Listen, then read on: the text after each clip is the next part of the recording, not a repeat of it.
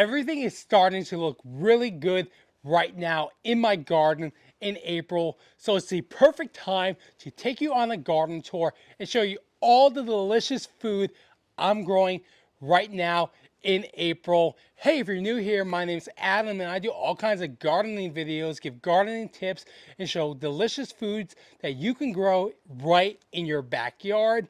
So I thought a garden tour would be the perfect way to introduce myself because what a person grows says a lot about their personality. So let's get into the garden tour and garden on. So my newest addition to my garden are these blackberries. So the other day I did a video where I show you some heat tolerant varieties that I planted in my garden with some herbs. So if you want to check that video out next, I'll have a link in the description. So these are heat tolerant varieties. I got a Natchez, a Washita, and a Prime Arc Freedom. So I think these are going to grow really well in my climate. Again, if you want to learn more about these varieties, I'll have a link in the description so you can go watch that video next. So a lot of my gardening I do in raised beds. So this is a U-shaped raised bed from Vegega Garden. It's one of my favorite beds in my garden. I love the design of it. I think it has a really modern look. Plus I just love the orange color. But it's also great how large this bed is, so you can grow a variety of different things in the same bed.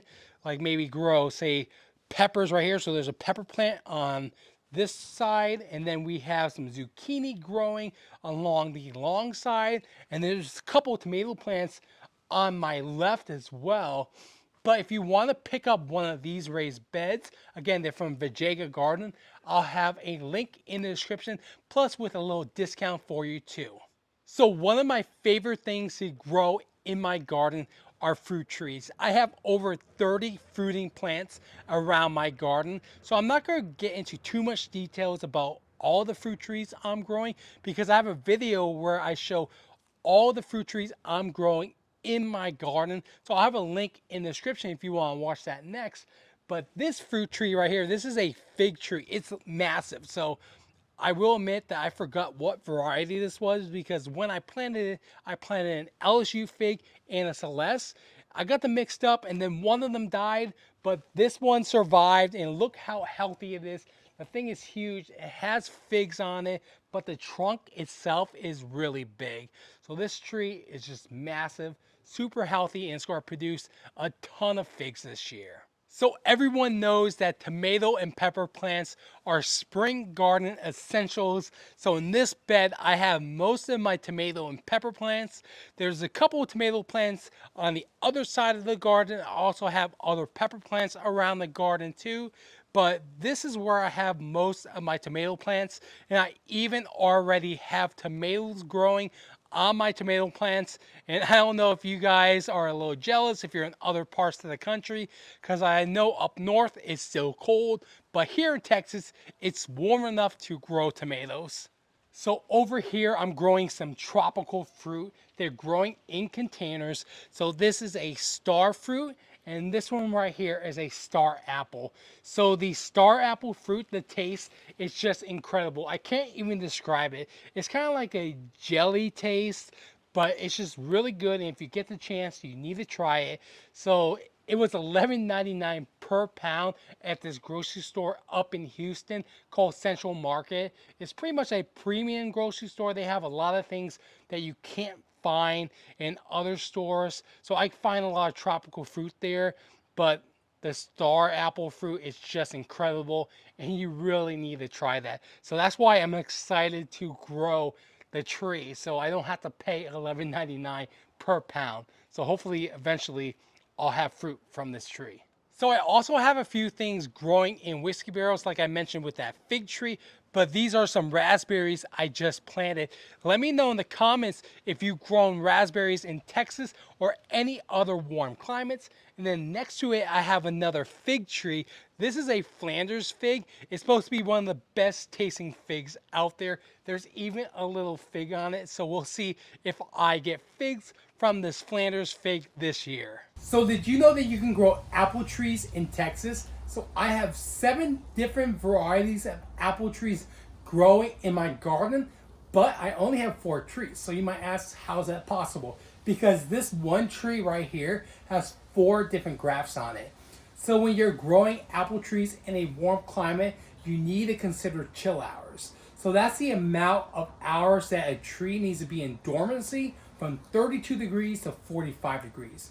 All my trees have a low chill hour requirement so they can produce fruit. So I don't want to be growing Honeycrisp because they need 1,000 to 1,200 chill hours every year.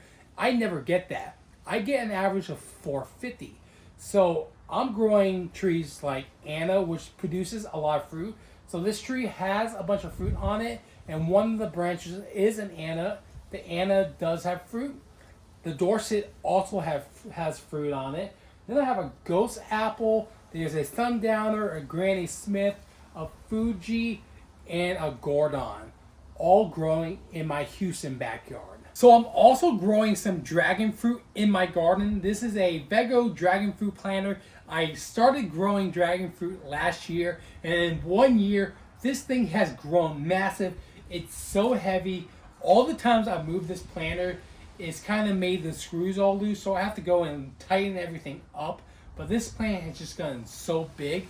Let me know in the comments if you're growing dragon fruit and how long it took your dragon fruit to produce fruit. So I'm pretty excited to see if this dragon fruit flowers this year. And then right next to it, I have this pepper bonsai. So I do a little bit of bonsai in my garden. But this was a pepper plant that I dug up from my garden and basically overwintered it by turning it into a bonsai. I'm pretty sure this was a ghost pepper. I think I saw a flower on it. Yeah, there's a couple flowers on it too. But yeah, I do a little bit of bonsai work around my garden too. My favorite type of plant to turn into bonsais are junipers. And then I also like growing desert roses. So this is my desert rose bonsai. I'm going to have to prune it soon. So I'm going to make a video about how to prune desert roses in the coming week or two. So stay tuned for that. And make sure you subscribe so you don't miss it. So I also want to show you a fun little project I've been working on. So I love hot sauce, and last year I bought a gallon of Tabasco hot sauce. I thought it would be a fun little experiment to grow a Tabasco pepper in a Tabasco bottle. So again, this is just a fun little experiment. I know it probably won't last very long because there's all algae building up in here and it's a really moist environment. I know I can probably drill a drainage hole at the bottom, but I just don't want to take the risk of the glass breaking because I'm not really expecting much from it, and it's just pretty much for fun to have a Tabasco pepper growing in a Tabasco bottle. So if it dies, it dies. Again, just for fun. And again, like I said, I've turned that other pepper plant into a bonsai, and here's a third. So I tried to do some wiring work, but it just doesn't work with pepper plants because this branch died, but the rest of the plant is still alive. So maybe I should just put this back in my garden and it'll take off. All right, so over here I have another raised bed from Vegega Garden. This is one of my favorite raised beds in my whole garden. I just think this is a really unique style and shape, and I'll have a link in the description. But what I love about this bed is I'm able to grow some fruit trees in the towers. So I got a Sundowner apple right here, and then behind me there's a Granny Smith, and then in the middle I'm also growing some peppers, and I also sprinkled in some basil seeds all around this raised bed. So the basil is starting to come up right now too, and basil is one of my favorite herbs, so I'm excited to harvest some basil. But yeah, so this is a great raised bed and I highly recommend it. So another really cool thing I'm growing in my garden, so I got this plant stand, but what I want to show you is this monkey tail. Look how cool it is. So the tails are starting to get really thick, so I'm excited to see if it flowers this year and how thick these tails get. But yeah, so this is called a monkey tail, and it's one of my favorite plants I have in my whole garden.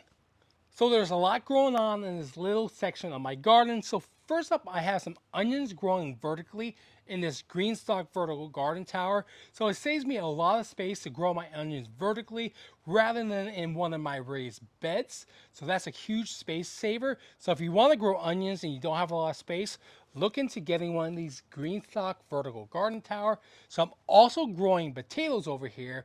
So I'm growing potatoes in this raised bed. So just like with tomatoes, you have indeterminate and determinate varieties. So I'm growing determinate varieties because I have a small space, but with indeterminate, you can keep on stacking soil or hay, wherever medium you're growing your potatoes in, and then your potatoes will keep on producing more potatoes. But since I garden in a small space, I don't need to be growing indeterminates because I want to save space. So that's why I'm growing determinates. So this is a red Lesotho potato and a Kennebec potato. So those are two great varieties to grow in a zone like mine, which is 9B. And then I have some citrus trees growing in containers. So most of my citrus trees are in containers but one. But the one that was in the ground just didn't do very well in the winter. So if you want to grow citrus trees in containers, you need at least a 15-gallon. But most of my citrus trees are in 25-gallon containers. But that being said, that's extremely heavy and you will need a dolly if you need to move it into a garage or some kind of greenhouse or in the house for winter. And then I'm also growing another bonsai that's over here. And last year I won a peach tree. I don't really have space for a peach tree, but since I won it, I said, hey, let me try growing it in a whiskey barrel and see if it survives. Alright, so as you can see, there's so much growing in my garden. Everything is nice and healthy. I want to hear from you what you're growing in your garden now in April. But if you found any information in this video helpful, please consider leaving a like and subscribing for more gardening videos. Until the next time, I'll catch you on the flip side of the garden. Thanks for watching.